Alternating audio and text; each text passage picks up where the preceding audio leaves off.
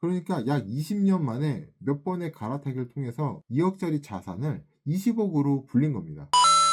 안녕하세요. 재테크 퍼스트 클래스입니다. 자, 오늘은 일시적 2주택 갈아타기 전략을 통해서 자산을 확 늘릴 수 있는 방법에 대해서 이야기를 해볼게요. 일시적 2주택 전략을 쉽게 생각하는 경우가 많은데요. 생각보다 어려운 전략이고 타이밍도 잘 맞춰야 가능한 전략입니다. 이것에 대해서 오늘 자세하게 이야기해볼게요. 고고고! 일시적 2주택이란 말을 많이 들어보셨죠?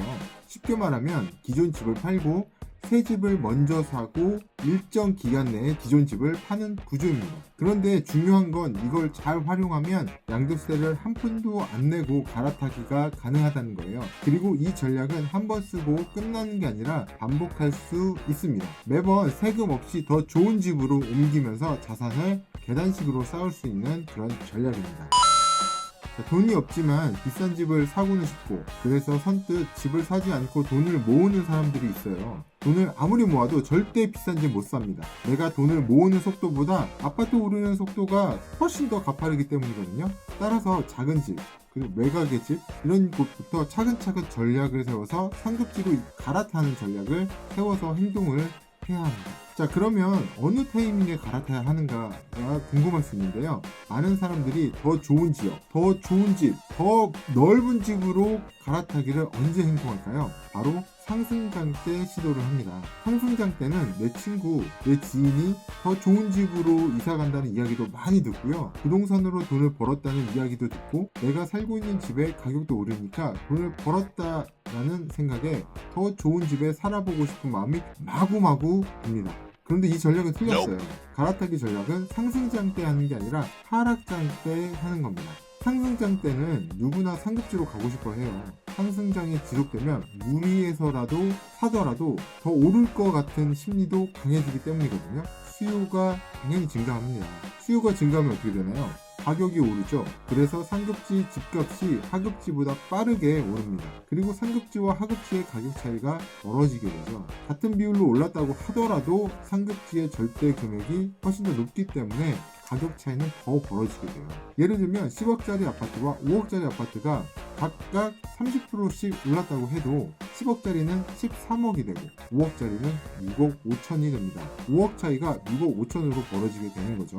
근데 우리는 수년 전 주택 가격이 2배, 3배 오른 것을 봤습니다. 그러면 가격 차이는 엄청나게 벌어졌겠죠. 반대로 하락장 때는 상급지와 하급지의 갭이 줄어들게 됩니다. 더 작은 돈으로 더 좋은 곳으로 갈아탈 수 있어요. 10억짜리 아파트와 5억짜리 아파트가 여전히 있었다고 해봅시다. 그러면 이 두 아파트가 하락장에서 30%씩 빠졌어요. 그러면 10억짜리 아파트는 7억이 되고요. 5억 아파트는 3억 5천이 되었죠. 그러면 어떻게 되나요? 5억 차이였는데 3억 5천으로 줄어들었습니다. 이게 같은 비율로 줄어들어도 이렇다는 건데요. 상승장 때와 하락장 때는 이 비율도 달라지게 되거든요.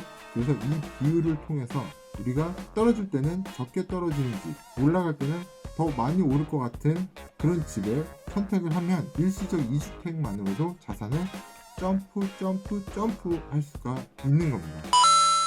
실제 사례도 있어요. 송도의 A단지의 경우 2021년 고점이 전용 8사 기준으로 약 10억에 거래가 되었는데 2023년도에는 7억대로 떨어졌거든요. 그러니까 3억 정도가 하락한 겁니다. 그런데 김포 한강신도시의 B단지는 5억에서 3억 8천 정도까지 떨어졌어요. 그러니까 채 24% 정도 떨어진 거죠. 그러니까 하락률은 송도 A단지는 30%가 떨어졌고 김포 B단지는 24% 정도가 떨어졌다는 겁니다. 이런 구조에서 갈아타기를 하면 같은 손실이어도 결과는 상급지 자산 보유로 이어질 수가 있는 거죠. 그러니까 이런 구조를 가지고 있으면 우리가 타이밍만 잘 맞춰서 갈아타기를 하면 우리의 자산을 훨씬 더 늘릴 수가 있다는 겁니다. 상급지와 하급지뿐만 아니라 작은 평형, 큰 평형을 적절하게 조절을 하면 이 일시적 2주택을 가지고 우리가 자산을 크게 늘릴 수도 있는 거죠. 또 하나 하락장 때는 정부가 거래를 살리기 위해서 대출 규제를 완화하거나 금리 인하를 단행하기도 하죠. 2023년도에는 특례 보금자리론 같은 정부 지원 프로그램을 도입하였고 상급지 진입 문턱이 좀 낮아졌죠. 취득세 중과 배제 같은 그런 혜택도 하락장에서 더 자주 나옵니다. 예전 같은 경우는 양도세 면제 이런 프로그램도 있었어요. 그러니까 하락장 때 이런 것들이 더욱더 혜택이 있기 때문에 우리는 하락장 때 계속 도전하고 시도하고 생각을 해야 된다는 겁니다. 반대로 상승장 끝자락에서는 갈아타는 건 절대 비추합니다. 왜냐고요? 첫째, 상급지 아파트는 더 크게 떨어져요. 아까도 보셨지만 비율이 같아도 하락폭은 훨씬 더 큽니다. 많이 올랐던 단지들, 이런 단지들은 하락 비율도 굉장히 크기 때문에 큰 손해를 볼 수가 있거든요. 그리고 상승장 말기에는 사람 심리가 굉장히 조급해져요. 지금 안 사면 못 산다라는 생각에 영끌에서 무리해서 대출받고 상급지 진입을 시도하게 되죠. 그런데 문제는 그 다음이에요. 하락장이 오면 가격은 떨어지고 이자는 올라가죠. 하려고 해도 매수자는 없고 2중 3중 고통을 겪게 됩니다. 실제로 2021년 말에서 2022년 내에 강남권에 진입하신 분들 중에 지금도 손실 본 상태로 버티시는 분들이 많습니다. 갈아타기는 심리적으로 불안할 때, 즉 하락장 초입에서 하는 게 맞습니다. 하지만 좋은 게 있으면 안 좋은 것도 있죠. 세상에서 이렇게 쉽게 이익을 얻을 수 있으면 모든 사람들이 부자가 될 수 있고요. 하락장 때는 내 집이 잘 안 팔려요. 성공만 하면 작은 돈으로 더 좋은 집으로 갈아탈 수 있지만 내 집을 파는 게 일단 난이도가 엄청나게 높습니다. 상급지의 집을 싸게 사는 것은 가능한데 내 집을 파는 게 쉽지가 않아요.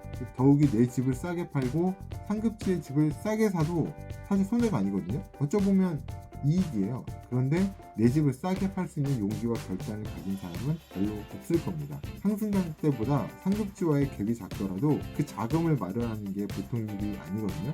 대출을 받기도 어렵고 대출을 받더라도 이자가 부담이 될 테니까요. 난이도가 굉장히 높아져요.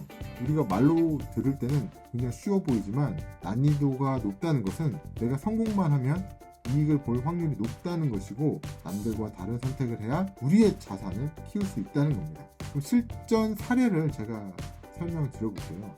제가 아는 지인은 2005년도에 병점에 집을 분양받았어요. 대략 2억대의 아파트였던 것 같아요.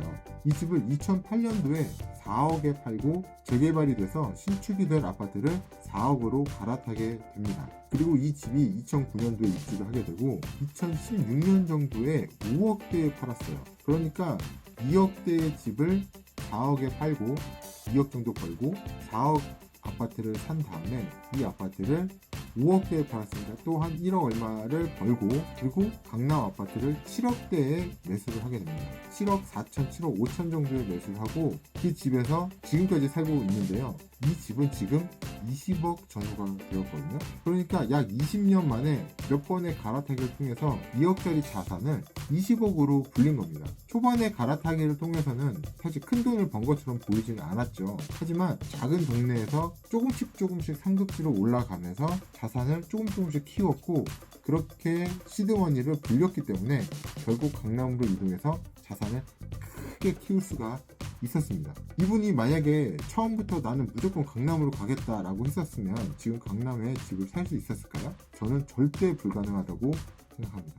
또 다른 지인은 2021년도에 경기도에 5억짜리 아파트를 보유 중이었거든요. 그런데 2023년도에 서울의 10억 아파트가 7억까지 떨어진 것을 보고 갈아타기를 결심했어요. 물론 5억짜리 집도 떨어져서 3억 8천까지 떨어졌거든요. 내 집을 싸게 파는 게 굉장히 아까웠죠. 하지만 이 집을 빨리 정리를 하고 싸게 정리를 하고 그 7억짜리 집을 빠르게 매수를 했습니다. 그래서 5억짜리 집은 3억 8천에 매도를 했고 나머지 3억 2천에 대한 돈은 자기가 갖고 있는 돈과 대출을 활용해서 7억에 매입을 했어요. 2024년 들어서 서울 아파트 시세가 굉장히 회복을 하면서 그 아파트는 9억 정도까지 지금 현재 올랐고 그 지인은 양도세도 내지 않고 상급지 아파트로 자산 점프에 성공을 했습니다. 앞으로 상승장이 다시 본격적으로 시작이 되면 경기도의 하급지보다는 서울의 상급지의 가격이 훨씬 더 많이 오를 거기 때문에 자산의 기울기는 더 높아지겠죠. 현재 2년 정도가 지났기 때문에 사실 지금 내가 대출을 활용해서 더 상급지로 이사할 수 있는 그런 기회도 가질 수가 있겠죠. 이렇게 지속적으로 반복할 수 있다면 자산이 계단처럼 상승하게 됩니다. 그리고 세금을 내지 않고 그리고 이걸 반복할 수 있다면 자산은 계단처럼 우리가 상승을 할 수 있어요. 이렇게 꾸준히 오르는 게 아니라 계단처럼 상승하기 때문에 이 계단의 평평한 곳에서는 굉장히 두려울 수 있고 걱정이 될 수 있지만 우리가 지속적으로 이 타이밍을 고민하고 한다면 계단의 상승을 우리는 누릴 수가 있을 겁니다. 일시적 2주택은 양도세가 지금 없기 때문에 비과세 혜택을 받으면서 세금을 내지 않고 자산을 늘릴 수가 있는 거죠. 일시적 2주택은 기존 주택을 1년 이상 보유하고 신규 주택을 매수를 해야 됩니다. 기존 주택은 2년 이상 보유해야 당연히 비과세 조건이 되기 때문에 2년 이상 보유를 해야 되고, 만약에 조정 대상 지역이면 2년 거주 요건도 있기 때문에 거주까지 해야 된다는 사실을 잊으시면 안 됩니다. 그리고 신규 주택을 취득한 날로부터 조정 지역은 2년, 비조정 지역은 3년 이내에 기존 주택을 매도해야 돼요. 기존 주택에서 신규 주택으로 딱 한 번에 갈아타고 할 수도 있지만 일시적으로 2주택 상태를 만들어서 두 개의 자산을 동시에 늘릴 수도 있습니다. 이 동시에 2주택, 잠깐의 시간 동안 2주택이 늘어나는 이 시간에 상승이 시작이 되면 2배의 자산 상승 효과를 얻을 수가 있겠죠. 12억 초과 양도 차익은 초과분만큼 과세 대상입니다. 그러니까 세금이 아예 없는 건 아니겠죠. 물론 세금이 그렇게 많이 나오지도 않긴 합니다. 자, 오늘 내용을 정리를 해드릴게요. 갈아타기 전략은 반복 가능한 자산 점프 시스템이다. 여기에서 일시적 2주택 전략은 우리가 자산을 조금 더 빠르게 이동할 수 있는 그런 좋은 전략이다. 그리고 갈아타기는 상승장이 아니라 하락장에서 해야 된다. 하락기에는 상급지가 더 많이 떨어지고 정책과 대출 여건도 유리해질 수 있다. 이 조건을 지키면 세금이 없이 상급지로 옮겨 타는 현명한 부동산 투자가 될 수 있다라는 사실을 말씀을 드립니다. 자, 영상이 도움이 되셨다면 재테크 퍼스트 클래스 구독과 좋아요 부탁드리고요. 다음 영상에서는 더 재밌고 좋은 전략으로 찾아오도록 하겠습니다. 감사합니다. 뿅!